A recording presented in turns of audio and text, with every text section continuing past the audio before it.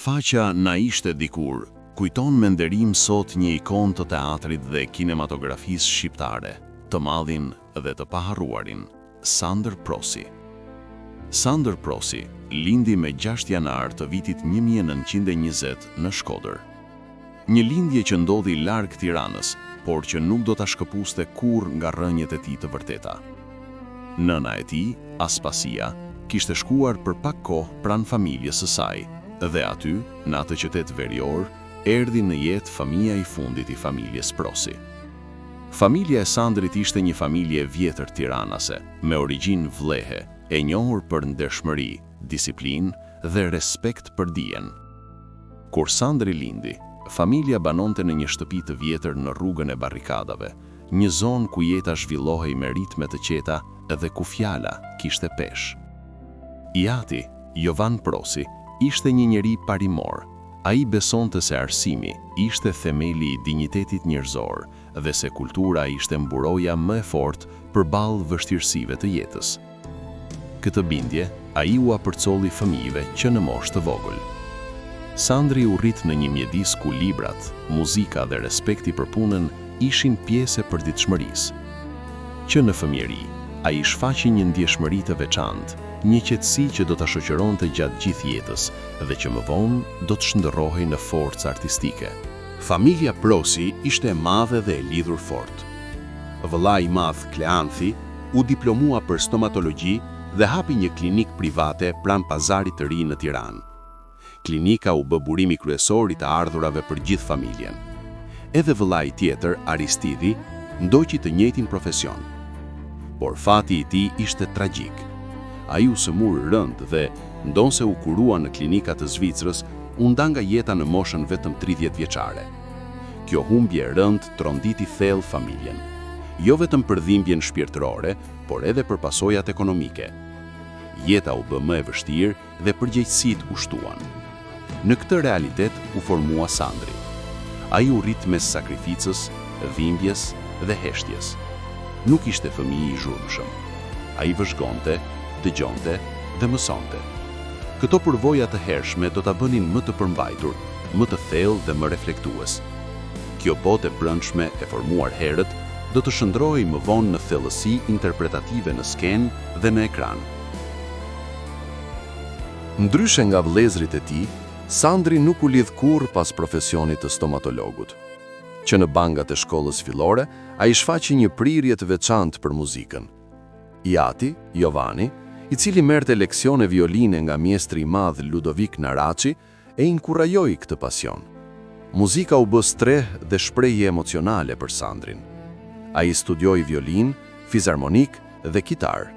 Ushtronte për orë të tëra, me një disiplinë që i paraprinte aktorit të ardhshëm.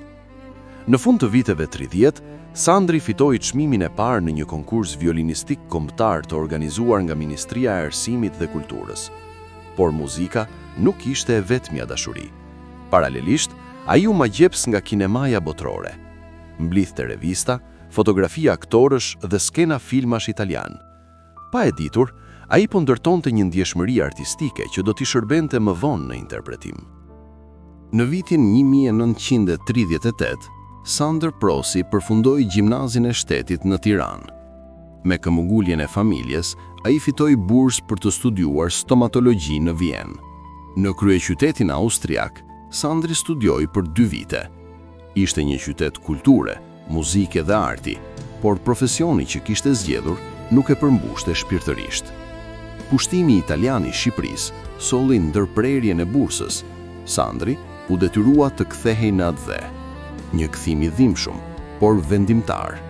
Kjo periudhë i tregoi qartë se rruga e tij nuk ishte ajo e profesionit të trashëguar, por ajo e artit. Pas kthimit në Tiranë, Sandri ndihmonte her pas here në klinikën e vëllait Kleanthi, por shpirti i tij ishte i trazuar. Ai shkoi në barit e Italisë, ku miqt antifashist i këshilluan të mos kthehej më në Shqipëri, pasi lufta kishte shpërthyer. Por Sandri nuk i dëgjoi. Ai u kthye, i shtyr nga dashuria e thellë për nënën e tij, Aspasin, një zgjedhje njerëzore që do të ndryshonte gjithçka. Në vitet 1942, 1943, Maturantët e gjimnazit të shtetit vunë në skenë dramën Wilhelm Tell. Për ndihmë kërkuan dy të rinj, Sander Prosin dhe Prokop Mimën. Shfaqja pati sukses të jashtëzakonshëm. Publiku u mahnit, kritika e vlerësoi. Aty lindi aktori Sander Prosi. Pa shkollë aktrimi, por me talent natyror dhe disiplinë të hekurt, ai u shndërrua në zbulimin e asaj kohe. Në fund të vitit 1944, Sander Prosi dhe Prokop Mima u arrestuan si të dyshuar për lidhje me rininë e ballit kombëtar. U dërguan në malin e Dajtit në burgje të improvizuara. Pas hetimeve u liruan. Por kjo akuzë do t'i ndiqte për vite me radhë. Sandri zgjodhi të mos përfshihej në përplasje politike. Ai zgjodhi artin si mbijetesë shpirtërore. Në vitin 1947, Sandri u thirr në teatrin popullor. Aty filloi periudha më intensive e jetës së tij artistike. Ai punonte me role për vite të tëra. Roli i Horacios në Hamlet u konsiderua kulmor. Ai punonte edhe në shtëpi, edhe në rrugë, edhe në heshtje. Me krijimin e kinostudios Shqipëria e Re, Sander Prosi u bë shtyllë e kinemas shqiptare. 29 role filmike, mbi 100 role teatrore, një trashëgimi e artë. Me gjithë famën, ai jetoi thjesht, pa luks, pa zhurmë. Në vitin 1985, gjatë xhirimeve të filmit Pranverë e hidhur, Sander Prosi u nda nga jeta tragjikisht. Ai u nderua me titullin Artisti i Popullit, Nderi i Kombit dhe urdhrin Gjergj Kastrioti Skënderbeu. Sander Prosi nuk ishte thjesht aktor, ai ishte ndërgjegje artistike, një epokë që jeton ende. Ndonse Sander Prosi pati një ngritje të shpejtë si aktor duke u bërë një nga më të njohurit e kinematografisë shqiptare, ai bonte një jetë krejt të thjeshtë. Ai së bashku me familjen e tij, nga bashkëshortja Filomena dhe dy djemt Aristidi e Adriani, të dy muzikantë, deri në vitin 1976 kanë banuar në një shtëpi të vjetër tiranase, e cila kishte vetëm një dhomë me një kuzhinë, te rruga e Barrikadave. Në vitin 1976, shteti u detyrua që t'i jepte një apartament më të zgjeruar aktorit të madh Sander Prosi. Në atë shtëpi, Sandri përgatiti pjesën më të madhe të roleve të tija, ku spikati ai Otelos, për të cilin ju desh 4 vite punë. Prosi nuk e kishte kurrë zakon të ankohej për kushtet në të cilat banonte dhe punonte. Ndonse ishte një nga më të famshmit e kinematografisë shqiptare, nuk kishte televizor në shtëpinë e tij. Dhe shumë nga filmat e kohës ishte i detyruar që të shkonte për t'i parë tek i vëllai Kleanthi. Siç tregojnë kolegët dhe familjarët e tij, Sander Prosi ishte i mbyllur në vetvete. Lidhur me këtë, djali i tij Aristidi kujton: babai bënte një jetë të rregullt familjare.